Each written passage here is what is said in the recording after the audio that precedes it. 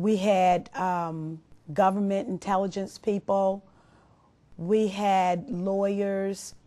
We had international financial transactions experts. We had citizens in the audience, just average, ordinary people who were able to travel to Washington and go to the United States Congress and hear the truth about September 11th. The truth as has never been said or heard on Capitol Hill.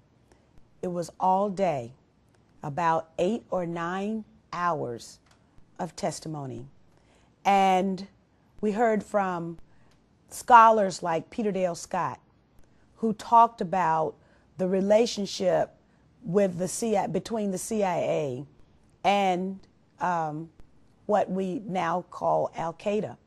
And I have to remind you that I did pay attention when the foreign minister of Great Britain, Robin Cook, who is now dead, said that, described the Al-Qaeda as nothing more than the CIA's Rolodex.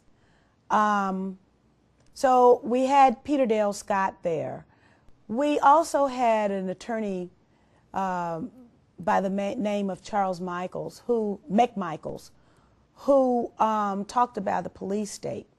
Now, ultimately, I think that's why the 911 Truth movement exists, because the American people have seen that this tragedy has been used by our government to redefine the character of our country, to take away the very freedoms that they say are the cause of why we were hit on September 11th. And without any real responses from the government as to exactly what happened. How is it that on 4 separate occasions on one day that $1 trillion military and intelligence infrastructure could fail? How could that happen? If for no other reason than respect for taxpayers' dollars, the Congress should have demanded an answer. The Congress didn't demand an answer and didn't get one. And in fact, quite frankly, Colin Powell, as our Secretary of State, promised to provide us a white paper on who exactly was responsible for carrying out the September 11th attacks. We never got the white paper, so we don't know who did it. And because this administration has lied so many times to the American people, then it's incumbent upon the American people to find the truth.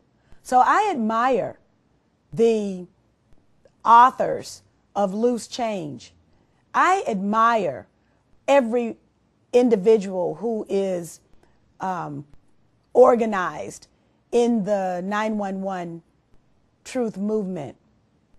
I admire the members of the 911 Truth movement because they are average, ordinary American citizens, at the end of the day, just like me, who ask important questions about the fundamental character of our country, about what it is our country is becoming, how it is that we are going to define ourselves and to our children and to the global community which we are charged to serve. We're not serving the global community, we're not serving our values, and we're certainly not serving our future. Well, what makes me really disappointed, and that's an understatement, is that Congress's role is oversight. And Congress, even today, you'll see members of Congress saying, well, we haven't implemented everything that the 911 Commission recommended. And the 911 commissioners have said that the administration obstructed them, lied to them. So how can you start with a document that you know is false and take that to the American people as a document by which Congress's accomplishments should be measured? It's circular. It's a very small box, and it's not truthful.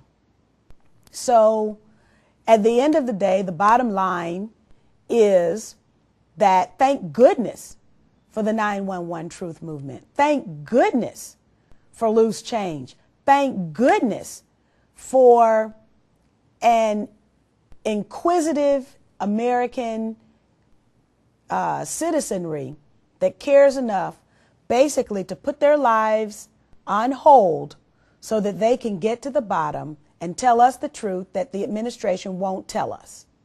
My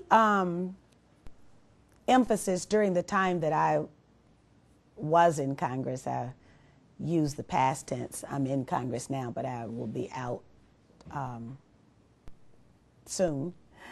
At the end of the 109th Congress, will end my tenure in Congress for the second time. And during the time that I've been in Congress, every year, I've done a hearing of some sorts on COINTELPRO. COINTELPRO is the counterintelligence program that was basically authored by the United States government to quash dissent. Basically, it targeted the African American community, what they in the FBI called black nationalist groups. They didn't only target black nationalist groups. When they said black nationalists, though, let me say that they were referring to the Southern Christian Leadership Conference, the SCLC, and Dr. Martin Luther King Jr. They were referring to SNCC, the Student Nonviolent Coordinating Committee. They were referring to the Nation of Islam and other organizations that had as a focus the upliftment and the improvement in the quality of life for black people in this country.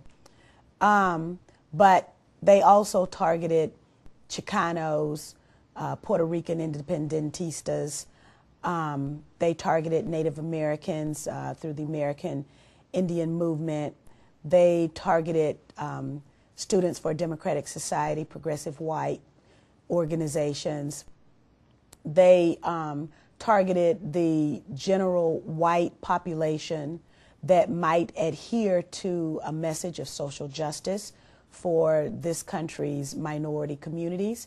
And they targeted what they call the responsible Negro community so that they could drive a wedge between the black nationalist groups and the responsible Negro groups. And basically, we can see the beginning of COINTELPRO in a document that was written in 1919 by J. Edgar Hoover. Yes, he was around even in 1919 doing dirty work on behalf of the United States government. And when I say on behalf of the United States government, let me make it clear that ordinarily, as you talk about the constitutional republic that we have, the United States government is supposed to be a reflection of the will of the American people, but it is not so. And in some cases, and in this case in particular, when I say the United States government, I mean a small little cabal of people who have control over the reins of power and able to wield influence in ways that they shouldn't be able to because they are not necessarily elected or appointed to anything. Now, with that having been said, J. Edgar Hoover in October of 1919 noticed that Marcus Garvey, quote, excited the Negroes. And as a result of this ability that Marcus Garvey had to excite the Negroes, he had to be targeted. and he was targeted with putting a paid informant who also was black in his coterie, and eventually Marcus Garvey was deported unjustly on trumped up charges. That's the kind of thing that is now permissible under the Patriot Act. It's an unethical kind of behavior, but the Patriot Act allows the United States government, under this excuse of fighting the war on terror, a war against terrorism, to basically become terrorists. The COINTELPRO program, the counterintelligence program, as operated by J. Edgar Hoover, also used the media of the day in order to shape the ideas of the American public at large against these organizations and the individuals who led them. And so we shouldn't be surprised to see that the United States government is paying journalists to write their stories, paying to establish organizations that promulgate these deceptions, basically. And perhaps most tellingly, the founding document of the COINTELPRO paper said that the FBI's goal was to misdirect, discredit, or otherwise neutralize these organizations and the leaders of these organizations. So that also meant telling lies on people, disrupting their marriages.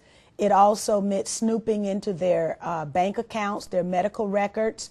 It meant breaking into their homes and looking at what kinds of activities were in their personal papers. So we shouldn't be surprised if we have those sneak and peek provisions that are carried out today, because they're now legal because of the Patriot Act, or snooping into one's medical records or financial transactions, all legal now because of the Patriot Act.